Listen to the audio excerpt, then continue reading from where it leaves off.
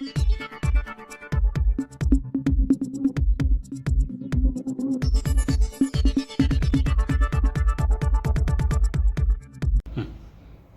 नितेश राणेंनी माझ्यावर टीका केली होती.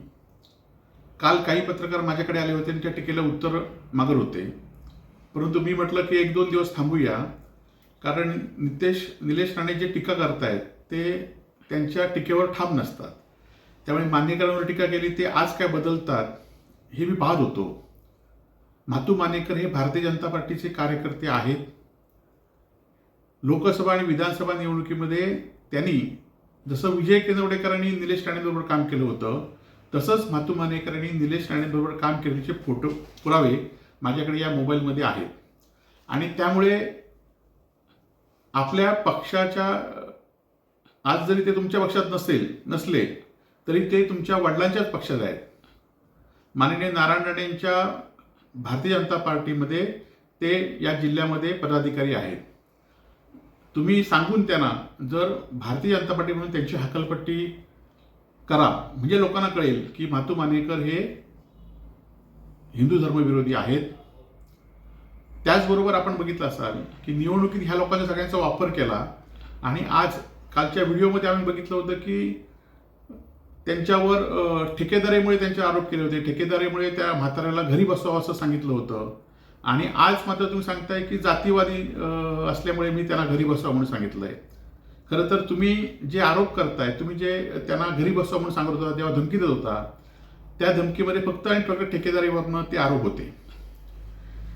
खरं तर आपण बघितलं असाल की छत्रपती शिवाजी महाराजांचा जे स्मारक होतं ते कोसळलं आणि कोसळल्यानंतर मी आंदोलन केलं आणि म्हणूनच पुन्हा एकदा चांगला पुतळा त्या ठिकाणी बसवावा लागला.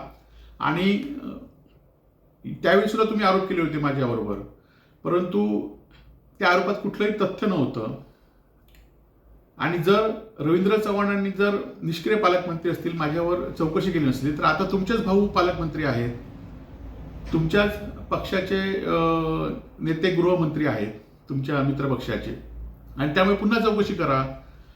ती तुमच्यात हिंमत नाही, फक्त आरोप करायचे आणि दुसरीकडे विषय भरपडायचा असा हा विषय आहे.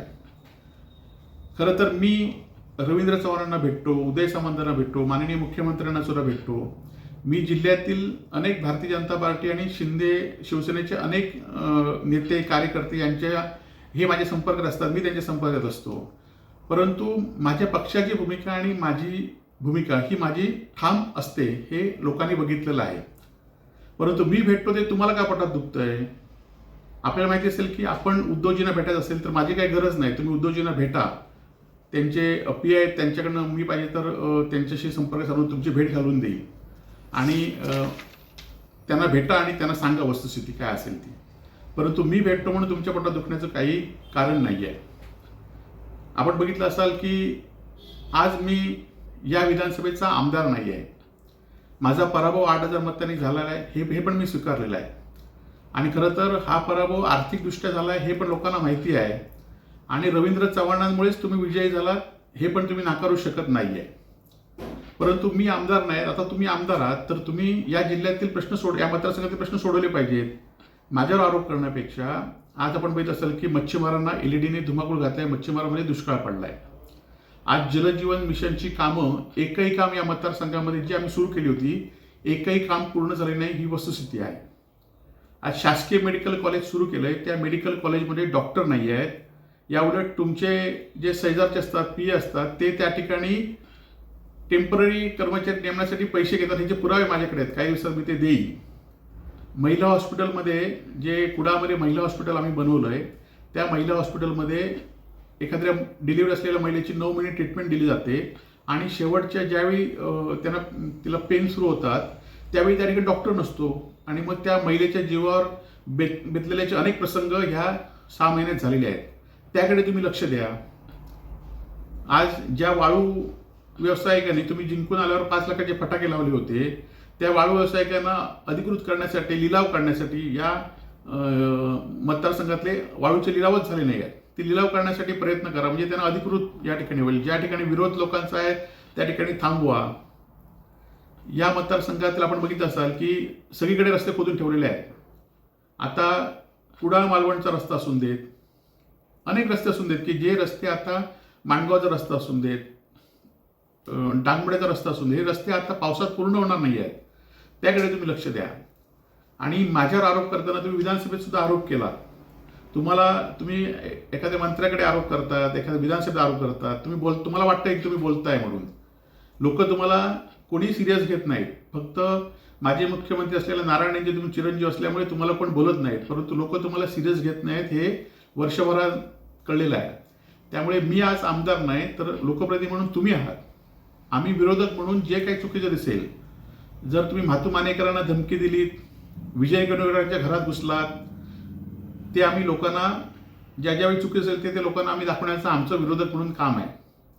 तुम्ही माझ्यावर टीका करण्यापेक्षा माझा सगळा हा प्रकार आहे. मी जर कोणाकडे ठेकेदाराकडनं पैसे घेतले असतील, मी जर छत्रपती शिवाजी महाराजांच्या पुतळ्याच्या ह्याच्यामध्ये माझा हात असेल तर माझी कधी चौकशी करा.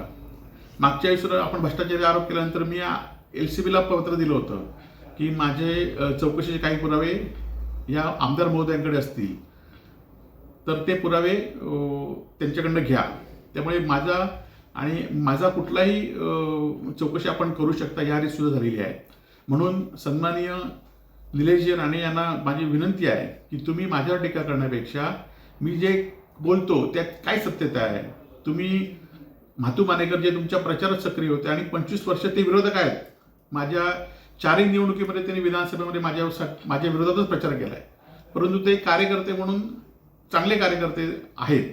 अनेक वर्ष ते त्या भागात काम करत आहेत आणि त्यांना तुम्ही त्यांचा बंदोबस्त करायचं सांगत असेल किंवा विजय केंद्रेकर हे भारतीय जनता पार्टीचे अनेक वर्ष कार्यकर्ते होते, त्यांच्या तुम्ही घरात घुसून त्यांना मारण्याची धमकी देत असाल तर विरोधक म्हणून आमचं काम आहे की त्या विरोधात आम्ही बोलायचं.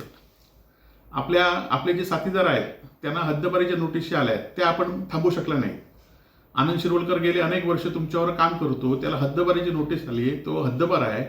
अजून काही कार्यकर्त्यांना भाजपच्याच गृह खात्याने हद्दपारीच्या नोटीस आता काढतायत. त्या नोटीसी तुम्ही थांबवण्याचं काम करा. आणि मी काय बोलतोय ते तुम्ही योग्य असेल तर त्याचा विचार करावा. एवढंच मी तुम्हाला सांगतो. जय महाराष्ट्र.